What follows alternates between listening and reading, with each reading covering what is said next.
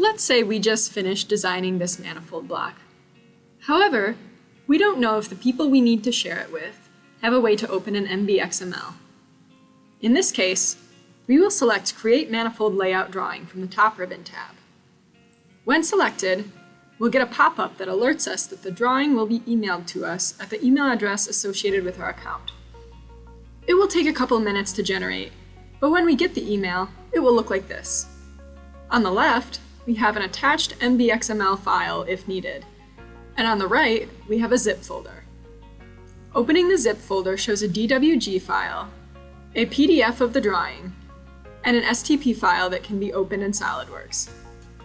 I can open the DWG in HydroCAD, view the PDF in a viewer of choice, or open the STP file in SOLIDWORKS.